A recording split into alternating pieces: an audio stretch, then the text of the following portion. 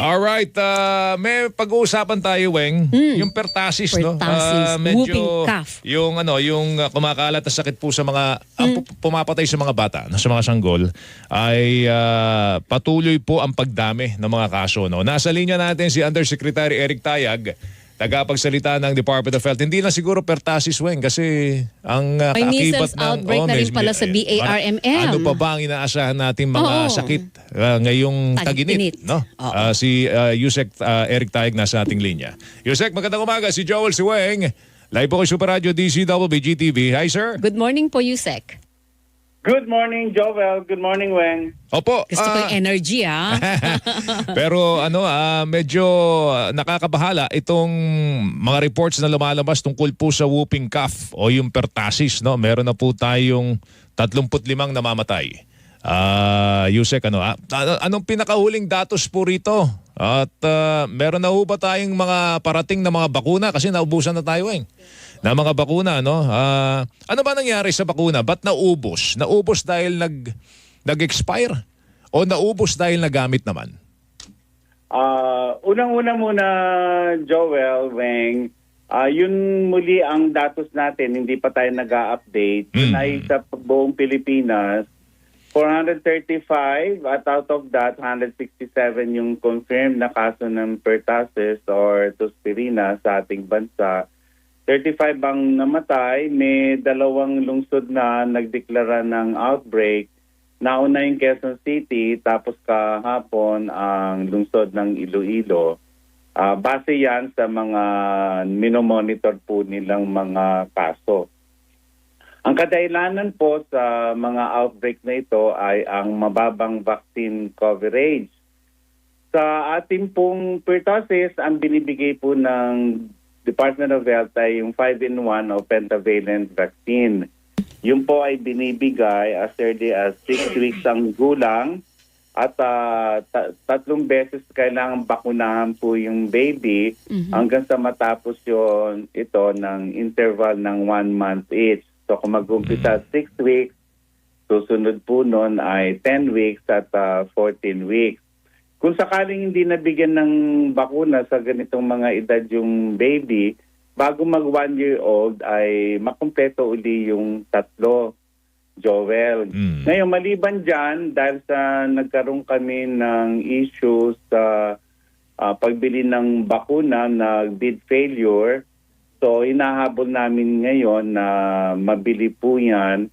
At yan ang dahilan kung bakit may mga lugar na naubusan ng mga bakunang nabanggit po. Ngayon, ang Quezon City ay sila tumanggap po sa amin ng 1,500 doses nung isang linggo. Maliban dyan, kung kulang yon ay nabalitaan namin na baka bumili sila on their own. Kailan po darating yung bagong order natin na bakuna sa pertussis? At saka, gaano po kalaki yung volume nito? Unang-una, yung pagbili namin ng bakuna ay through UNICEF. Okay? At ang nakasalang po sa kanila ngayon ay 5 million doses po.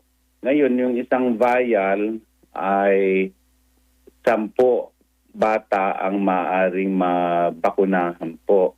At yan ang pinakusapan namin yung UNICEF kung pwede nilang agad-agad ma-procure yan at para may pamahagi na namin as soon as possible yung mga bakunang binili po namin sa kanila. Okay. Sige. Pero ang mga LGU po, Yusek, pwede silang magkusa na bumili na supply nilang bakuna kung meron din po silang resources. Halimbawa, may pondo ang gobyerno nila. Ang maaaring mangyari kasi may 2 klase kasing, 2 o 3 klaseng bakuna laban sa pertussis, Weng. Yung sa amin, 5-in-1. Sa mas mahal ito, kung bibilin mo commercially, meron namang yung naunang bakunang laban sa pertussis, yung DTP, okay, yun, or DPT. At meron pa tayong mas bago dyan, yung DTaP, cellular pertussis kasi nilagay po dyan. Yan ay para sa mga batang wala pang 7 taon. Pag older na yung bata, ay TDAP naman ang gagamitin kasama na yun sa mga buntis. Mm. So, minomonitor namin ngayon kung may mga ganitong supplies sa merkado para makapagbigay din kami ng abiso. Mm. Kung sakasakaling pamalang lokal ang bibili o baka i-prescribe siya ng mga doktor. Pero gusto namin paliwanag, Weng, Joel, Opo. ito ay dahil sa isang bakterya. So may antibiotic po tayo kung sakaling magkakaroon ka ng sintomas at tuspirina nga yan, may gamot naman na maaaring magamit. Na ano naman, naaabatan, basta ano lang, Yes. di ba? Na nagagamot naman, basta hindi maabatan. katulad Ano, po ano. ng- hindi ito katulad ng virus, wala talaga antibiotic. Yes, Ito opo. meron tayong antibiotic. Opo. Okay. And syempre, dahil nga scarce ang resources ng bakuna, o kakaunti lang ang bakuna, mga kapuso, syempre, yung mas nakakaabot, bumili na lang po kayo, no? Yes, Yung mga, bigay nyo na lang po sa mga mahihirap na mga bata po yan, yung bakunang yan. Pero doon sa mga nakakaabot, magkano bang usually presyo niyan, Yusek? Kasi may mga 5-in-1, di ba? rin, kasi, kasi 5-in-1 po yan libo po yan. Oo. Oo. Ngayon, Medyo mahal. Joel, maliban sa bakuna, may magagawa ka pa naman. So, sa mga mami natin na may baby, bagong silang na sanggol, iwasan po natin muna yung lips to lips sa kanila. At Sa mga kung may baby. konting sipon tayo, at kung kailangan tayong ang dapat kumarga sa mga baby, mga sanggol, ay kailangan may mask muna tayo, hugas ng kamay. So, marami naman pwedeng gawin, hindi naman... tapos ang importante dito, malaman nila kung kailan silang magsususpecha na baka may tuspirina si baby. So, nag-umpisa yan sa sipon, bantayan nila yung taas-baba ng dibdib kasi yung may tuspirina, ang atake po sa baby ay dahil hindi naman inuubo yan, ay susuka po yan, tapos titigil yung paghinga, mangingitim yung bibig. Naku. So, yan po yung tuspirina sa baby. Sa atin naman ay kumakahol yung ubo natin, sunod-sunod po yan. At may pito pa sa bandang huli, kaya nga tinawag na whooping cough yan. Nakakahawa yan dahil yung tema galing sa atin ay pwedeng mahinga ng katabi po natin, yung within 3 feet na tinatawag. Pero ang Kaya- pwedeng carrier niyan, Yeah. magulang, Yusek, tama ba? Opo, yung mga kasama sa Sa bahay, ano? kasi Oo. sila yung lumalabas. Yun nga. Lalo na wala namang mga booster sa pertussis kasi itong bakunang to ay hindi naman panghabang buhay yung protection. Kailangan na every 10 years nagpapabakuna. Hindi naman po yun ang nakagawian at hindi naman yun yung available sa Department of Health, yung every 10 years pong yan.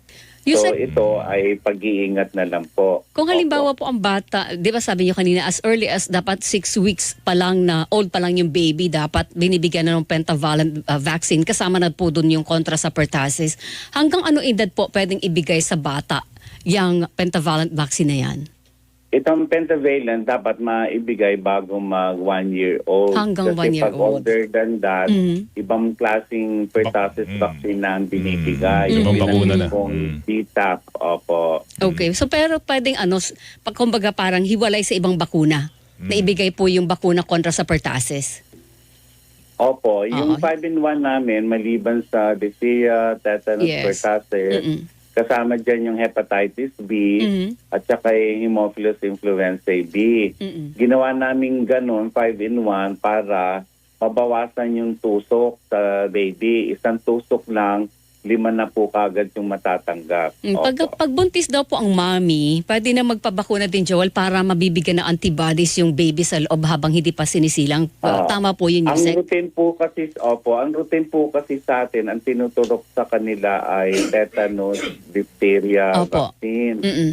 So, ibig sabihin yan, walang yung sa pertussis. Mm-mm. Pero may bakunang kasama yung pertussis. Pero sa mga buntis, ang naibibigay sa tetanus, kasi ang gusto naman natin, wag magkaroon ng neonatal tetanus. Mm-mm. Yung baby na hindi na makakaiyak at sarado na yung bibig Opo. at kumbulsyon ng kumbulsyon.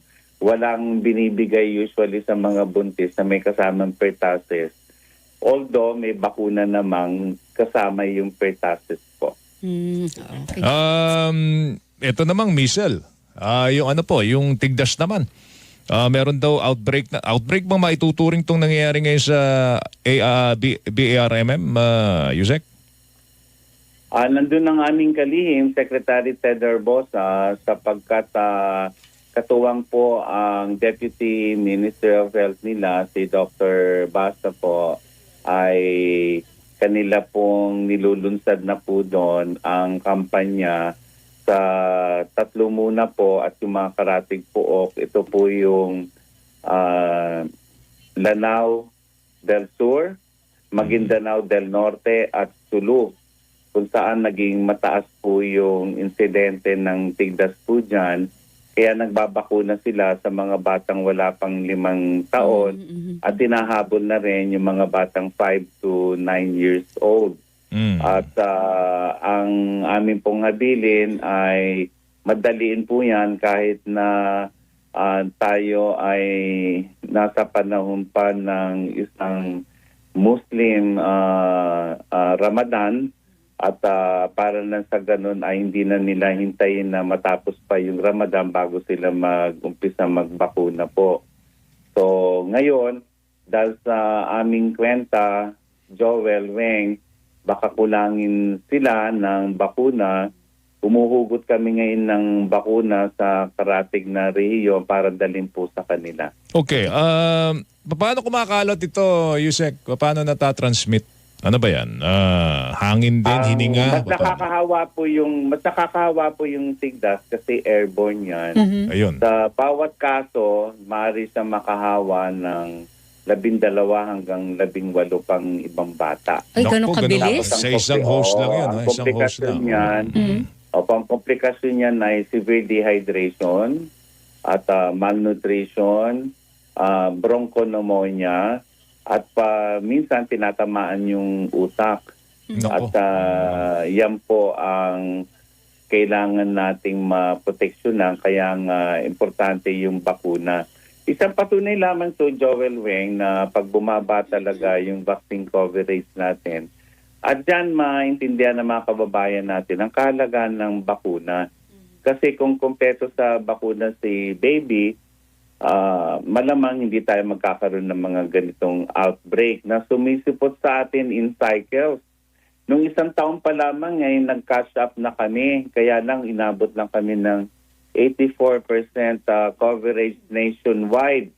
Kasi para wala ng mga ganitong outbreak, hindi dapat bababa sa 90% ang coverage. At kung gusto nating maging measles-free na ang bansa, dapat ay hindi bababa sa 96% ang vaccine coverage. Sa ngayon po, anong vaccine coverage natin, Yusek? Ang fully immunized child, ang bata nakatanggap ng BCG hepatitis B, oral polio vaccine, 5-in-1 o pentavalent vaccine, plus 2 doses ng measles, ay dapat po ay 90% tayo, or even higher. Sa ngayon po ay naglalaro between 65 hanggang 75%. Ano pong dahilan? Bakit masyadong mababa yung coverage? Unang-una, bago pa nag-pandemic, bumababa na talaga yung vaccine coverage. At lalong bumaba po nung nagkaroon tayo ng pandemic, maintindihan naman natin yon sapagkat maraming lugar nang nag-lockdown pansamantala. Kaya yung mga bata ay hindi po nadala sa health center on time. At pangalawa, yung ating mga mami ay nagdalawang isip din at naglipa na kasi yung fake news sa social media. At pangatlo po, nabuntun po muna ang priority natin sa COVID vaccination po. So yun po ang nangyari. Kaya nga ang ginawa namin nung lumuwag na, wala ng lockdown, nung 1 taon nga ay nag-catch up kami kasi alam namin maraming mga baby, bata ang hindi nabakunahan. So yung catch up ay para na sa ganoon mabakunahan yung mga bata para sigurado tayo kung hindi man nakatanggap ay nabakunahan po. Okay. Meron pa bang pagbabahay-bahay na ginagawa? Kasi, Weng, nung araw na abutan ko pa yun eh. Oh, house to Kakatuking house. kakatuking Pag may tapos, baby, may baby boy kayo dyan. Nabakunahan na po ba yan? Okay. Meron bang Iba-iba ganon? pong paraan ng, iba-iba po yung paraan ng pagbabakuna. Diyan sa BARM, halimbawa, meron silang fixed site, yung kilala talaga na health center na alam na mapuntahan ng mga pamilya. Pangalawa, doon sa mga lugar na malayo sa fixed site, meron tayong temporary pansamantalang mga vaccination site para na sa ganun hindi na sila mahirapang pumunta doon sa fixed site o health center. Maliban dyan, meron tayong mga mobile team na pwedeng pumunta bahay-bahay o kaya naman sa mga bus terminal, sa templo po nila at kung saan may mga bata, maging sa mall, kung merong mall, ay pwede rin pumunta po ron yung mobile team. Para na sa ganon ay wala pong may iwang bata na hindi po nabakunahan po. Okay, panguli na lang siguro, Weng.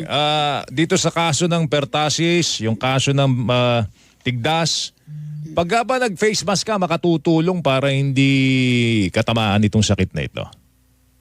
Wala pong mandatory face mask. Ang binanggit ko lamang po ay yung nasa loob ng bahay kasi ang protection na natin si baby po at yung mga younger children sapagkat sila po ang maaaring mahawa at magkaroon ng pertussis. Bagamat nasabi ko na lahat tayo pwede magkaroon ng pertussis pero mas higit pa ang bilang doon sa mga bata po. Opo, pero sabi nyo nga walang May tanong mandatory, dito eh. walang mandatory face mask. Pero kung piliin kong mag-face mask, Weng, wala naman siguro masama, Wala. no? Oo, siyempre. Protection Wala mo po, yun eh. sapagkat, hindi lamang po pertussis, meron pa po tayong COVID, meron pa tayong So malaki influenza, maitutulong. meron- Malaki maitutulong no, Yusek, no, ng pagsusot po ng Opo, face mask. opo. Although wala, hindi na Hindi sa mandatory. Hindi inuutos ng Department of Pwede Health. niyong piliin na magsuot ng face mask para pagdating niyo po sa bahay, wala kayong dalang sakit.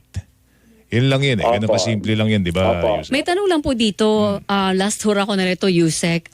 Pag halimbawa daw po, 50 years old above, kailangan bang magpabakuna daw kontra pertussis? Tumatama ba yan sa mga ganong klase ng adults?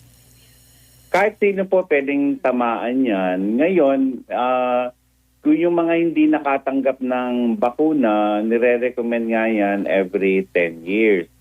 So, ngayon, yung bakunang yan ay hindi po available sa amin. Kung gusto niyo magpabakuna po niyan, ay kukonsulta po kayo at kayo pre-prescribe.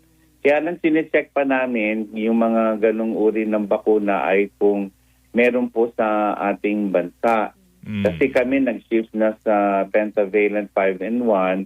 Tapos titingnan namin kung meron tayong DTaP, Tdap, DPT o kung ano man yung available po. Okay. Yusek, salamat sa Yusek, oras mo. thank Mag-ingat ka. you. Thank you.